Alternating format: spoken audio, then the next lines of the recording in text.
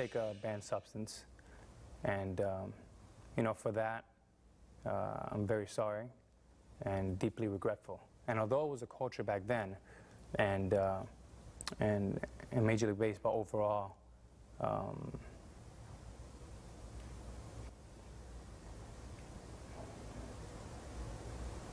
I just feel that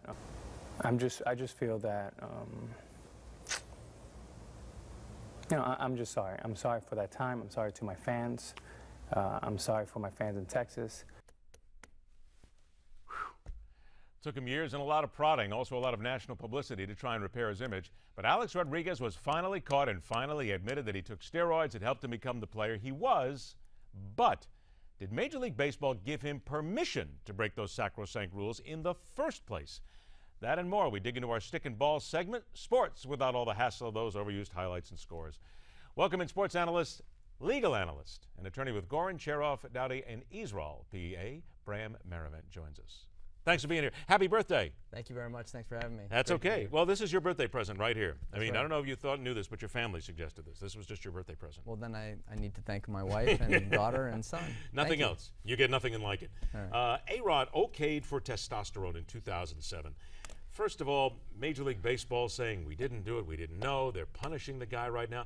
Well, they bounced him, and they basically drove him out of baseball because of this, because he broke the rules. Now we have the rule perhaps being broken by them. Legally, this is a mess if you're thinking about getting involved in it here, because they may have given him the okay to do it in the first place. Well, that's maybe partially true. Let's step back. Not a lawyer, I just play one on TV. There you go. So let's step back here real quick. So you have the Major League Baseball Players Association and you have Major League Baseball owners. They come together in collective bargaining and they come up with, among other things, collective bargaining agreement. Part of it is this drug testing policy. And in the drug testing policy is involved someone called an independent medical authority, appointed by the owners and players. So while somebody perhaps involved with this, really this was the independent medical authority's decision to allow A-Rod in 2007 and 2008 to use the testosterone and then the Clomid. So then it does come with a tacit approval though, but can't his lawyers come back and say that Major League Baseball knew that I was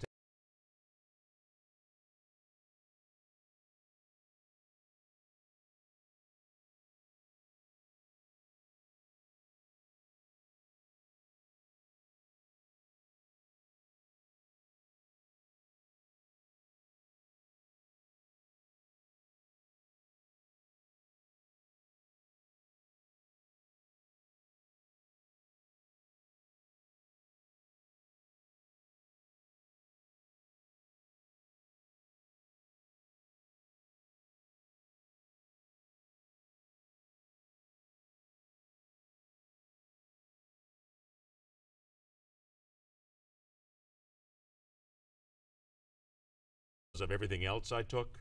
Well, I'm not a medical doctor, so I think it's... You don't play one on TV either. Definitely not. Good, okay. But I think it would be interesting to find out what the addiction level is to something like this, insofar as if someone had the implicit permission or just the permission from the IMA to have a therapeutic use exemption for testosterone and Clomid, so this person could take these drugs. By the way, when the vast majority of these TUEs, the therapeutic use exemptions, were for ADHD drugs. Okay, would this person, after having taken it so long, have some kind of an addictive effect or addictive personality or what have you?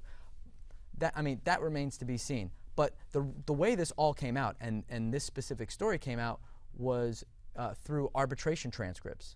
So when A-Rod was challenging the suspension, the 211-game suspension that Major League Baseball had meted out, that's when that is, how did that confidential transcript leak to the folks at the Miami ESPN, Sports Illustrated, Miami Herald. I mean, you can just go ahead and start talking about all the different places that have found all these stories over the last couple of years. So I think that to me is the interesting thing here. I think people might be overblowing the Major League Baseball gave permission or the union gave permission, because they both appointed this individual who is based in North Carolina. Now there's a panel of doctors, so I don't think that one person would could be pointed to making one decision or another. And this one person probably had hundreds of TUE petitions pointed at him. Yeah, they were talking about in 2007, 1,354 players suggested to testing, 111 were granted a TUE. So it's not like he was the only guy sitting there. Then again, Major League Baseball gets caught, again, pretty much red-handed by not giving everybody every piece of information, which looks bad for them no matter how you slice it. It's definitely a bad PR look for them, and even potentially for the union. But I think they can both sweep this under by pointing to the IMA and saying, "Hey, look, we have nothing to do with this. The IMA made this decision." Somebody else. Blame somebody else. There you go. It's the way it always works. Come on. All right, let's turn now to the NBA and Donald Sterling. His trial is set for Monday. Apparently, his competency is no issue here. Again, though, isn't this still going to be? He has a business that is part of a company that has bylaws. It still seems to me as if the NBA does not have a cut and dried way to take that franchise away from him and make him sell it. Well, you're not the only person to say that. There are plenty of pundits out there who still hold fast to the fact that Donald Sterling's properly recorded and violated the law and what have you. That being said, what we have here starting on Monday, this 4-day trial, is there's two issues here. One is whether or not Shelley Sterling's physicians duped Donald Sterling into having these medical examinations. It's been widely reported that one of the physicians actually went out for drinks with the Sterlings afterwards. So was it a medical exam? Was it a social engagement? Nobody really knows. To me, I think it's a red. His or her protocol is for a mental examination, and the person grants them permission.